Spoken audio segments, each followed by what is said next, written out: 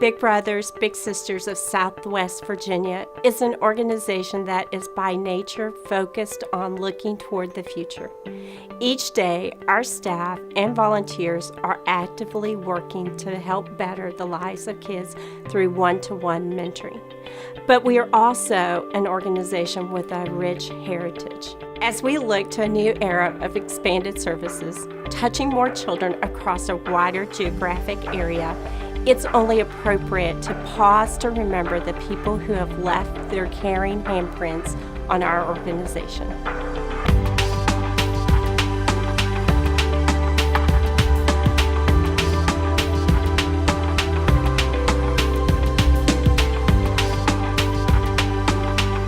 Vern Carter, who was with Carter Machinery, came to Roanoke, and just by coincidence, in World War II, he and I had been in the same infantry. He was interested in getting Big Brothers started here. We went out and raised a little money. Vern put up a lot of money and really was the driving force of getting us started. And we got started with about 15 Big Brothers, and we had a couple of ladies, one of whom was a good friend of my wife's, and one was my daughter. They were in charge of when we got Big Brothers and, to coordinate them and get them started as far as setting up their programs and all. My mom was the first caseworker for Big Brothers. My mom was a social worker always. Shirley Burbert was one of the staff members. Shirley was a real go-getter, as I remember her. I was introduced to a boy by the name of Clifton Argerbright, and Clifton was a student at Wasena Elementary School. Clifton was a non-reader at the 5th grade. My mom was a connector. She was just dedicated to helping people. My mom would interview the little boys and really get to know them, and then meet with someone who had interviewed the bigs, and the connection of their life with somebody that could mentor them. It was thrilling when she got to a yes and when she got to a match. We knew when it was match day at home. Cliff became really a part of my family.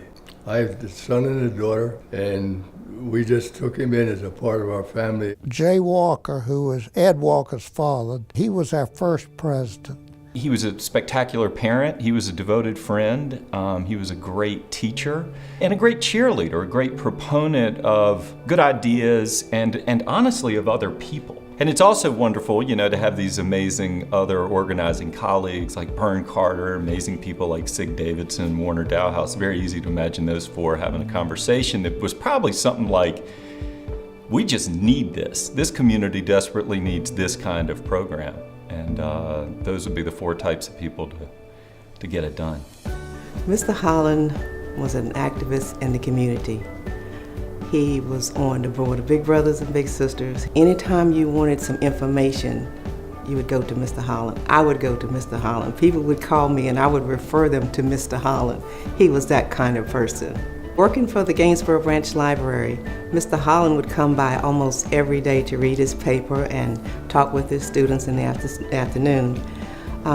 One day he said, I would like for you to join our board. He said, I've been on the board a long time and you would be a great fit. And I said, Mr. Holland, my plate is full. He waited for about 2 weeks and he came again. He said, I would love for you to join the board. I just didn't have time when Mr. Holland asked me, so I thought. But once I became engaged in Big Brothers and Big Sisters, it was so rewarding. We were trying to get black Big Brothers. And one night I went out to they had a meeting, evidently this group of black men met about once a month. I believe about 40 or 50 men met at this restaurant. And I came in there to meet them, to try to sell them about Big Brothers. Well, I didn't know any of those men. They'd first time they'd ever seen me. But there were two men there at that meeting. One was a black dentist, and one was a man who worked on a railroad that had been customers of mine. And they got up, he said, listen to this man, you can trust him. Back in those days, maybe a lot of black people didn't get to know white people as much, but they said such nice things about me. I didn't even know who they were talking about. And I think we got maybe half a dozen men to become Big Brothers at the time. I think the thing that impresses me most about Big Brothers is the one-on-one mentoring relationship. I see the outcomes of these kids who graduate from high school. We've recently had some, we were celebrating them going off to college. And it was important to me to see them there with their big brother or big sister and making sure their big brother and big sister were there and involved in those celebrations. As a big, what was rewarding to me was to be able to see Atia smile. It did not fail. Every time that I went to the school, she was so excited to see me. And that made me feel good because it made me feel like I had a purpose. You know, there was someone that was looking forward to having a conversation with me. But then I could tell that for her, it made her feel good that someone cared enough to want to spend that time with her every week. Atia, unfortunately, she had to move out of Roanoke. And so there were several years that passed that I didn't have an opportunity to see her, and I didn't know what happened. I know that she was having great success when we were together, but just based on her background, I wasn't sure what she would encounter, in the years ahead. Well, I happened to run into her. And she was a thriving adult. At the time, she was in her early 20s. She had graduated from high school. She was working. She was starting to raise her first child. And she looked so happy. And that, to me, was the most rewarding thing ever because I can say that I played a part in that. And I mean, that just warmed my heart and it made me feel really good to see her. The most powerful memory I have is a young man. I eventually ended up being matched with him for 7 years. He had, excuse me, at the age of 14, he had cancer. And so, to go through all the treatment and hospitalization stays, even went out of town for some specialized treatment and everything, we were asked to do this interview. So we're sitting in the young man's house with his grandmother, whom he lived with, and they were talking to him and asking us questions, and his response was, well, the one thing I remember is that Keith didn't treat me any differently. Everybody else is asking me, oh, how you doing? Oh, I'm so sorry.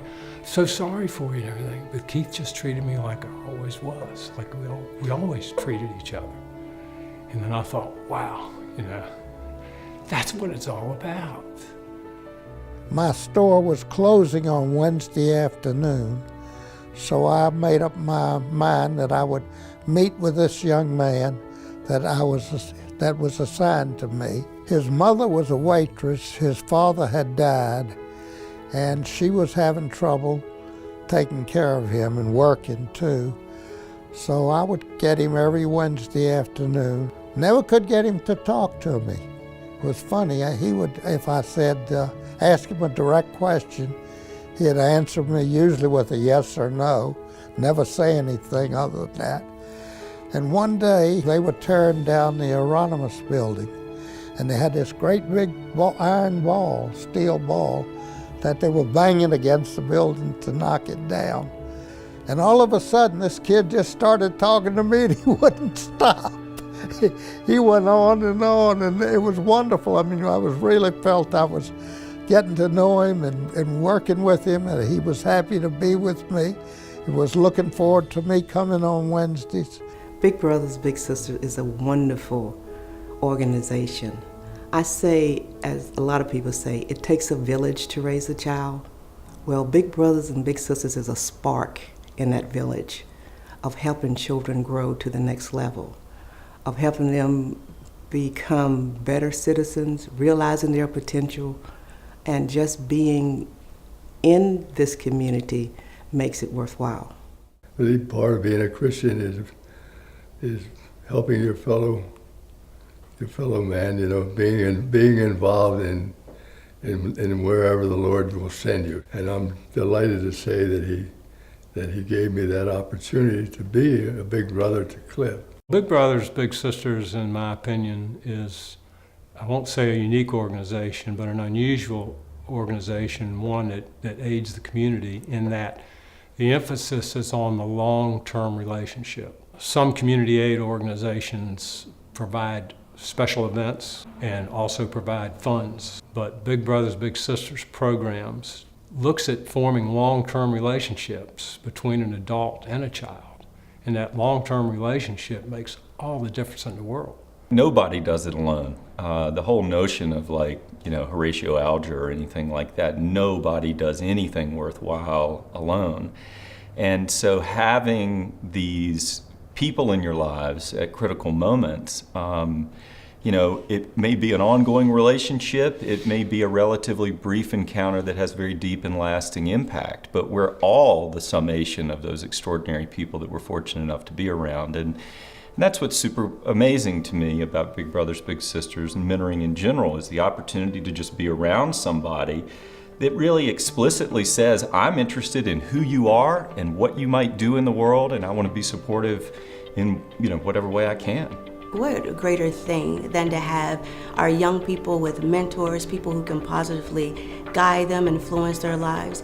And so that's where I see Big Brothers and Big Sisters going, for us to be a mentoring movement where we're able to really partner with our children, give them love and guidance and support.